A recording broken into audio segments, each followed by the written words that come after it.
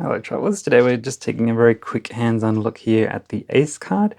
Now this is a kind of Find My card. It's like an Apple AirTag, and they also make one for Android, and so it uses the Apple system and the Android system to be able to find devices or like your wallet wherever you put this card. So when you do set this up, you can see that you can actually use it to find it in your Find My network in your iPhone.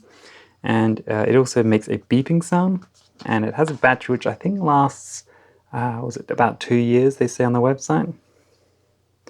Has a very nice, interesting design. It's kind of like a glass front panel and a glass back panel, so it does feel very premium, and it is extremely thin, as you can see there.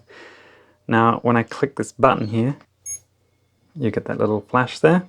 Listed this as scooter because I've been putting this in my electric scooter.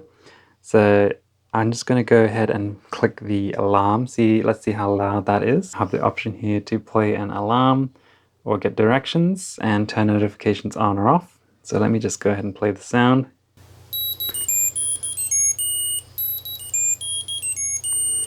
So reasonably loud, should be loud enough for you to find it, or at least get into the location where it might be. So this is, I believe, on Kickstarter, or there will be a link in the description where you can check this out.